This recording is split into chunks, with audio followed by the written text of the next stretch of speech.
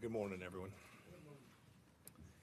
Since America's founding, the concept of individual rights has been woven into the national fabric.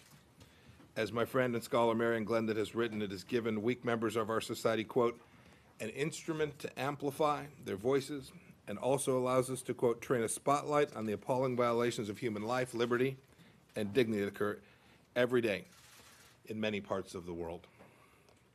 Consistent with our strong rights tradition, today it is my honor as Secretary of State to announce the release of the 2019 Human Rights Report.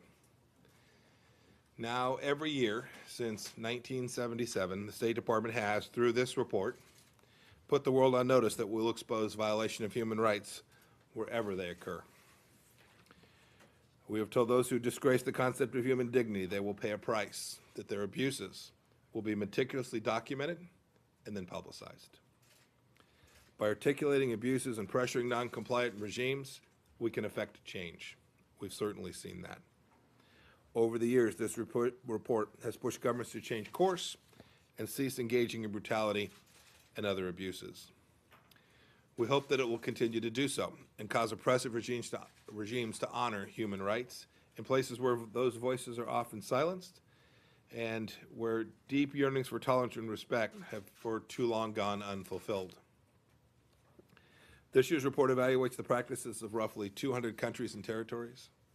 It represents a giant collaboration between hundreds of officers at U.S. missions around the world and here at the Department who are doing the Lord's work in defending the dignity of their fellow man. I'm proud of each and every one of them.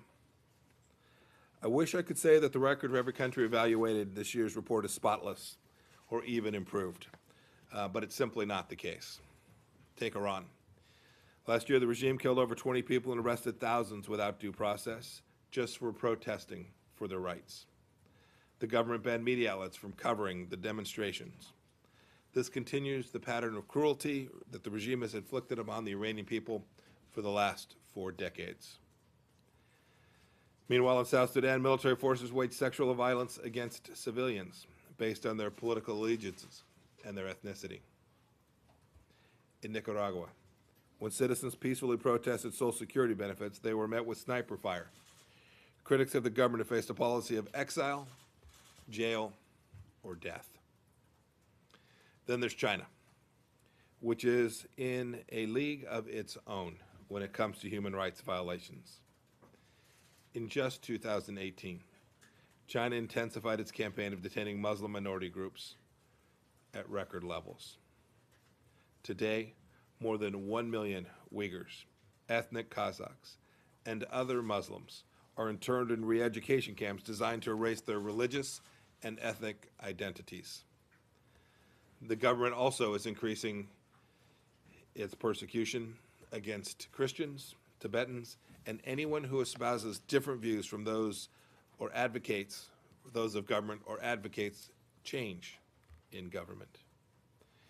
Even some of our friends, allies, and partners around the world have human rights violations. We document those reports with equal force. Our aim is always to identify human rights challenges and use American influence and power to move every nation towards better, more consistent human rights practices. As I suggested at the beginning, our committed defense of human rights stems from America's founding principles. It's our tradition. America is founded on those self-evident truths that each of us is endowed with the rights that cannot be forfeited. They are the ones upon which no government anywhere in the world should be allowed to tread. Our Constitution codified those rights into law, and with time they became not known as American rights, but more fundamentally across the world as human rights. Internationally, indeed, they were incorporated in the Universal Declaration of Human Rights in 30 short articles. Scores of countries have looked to these documents for their inspiration as they drafted their own constitution and founded their own nations. Today, the State Department continues to play a leading role in championing human rights across the globe, honoring the vision of our founders, and expressing our time-honored American aspiration for all people to be free. By issuing today's report, we deploy the truth about abuses occurring around the globe as one of the most powerful weapons in America's diplomatic arsenal. Thank you, and I'll now turn it over for questions to Ambassador Kozak.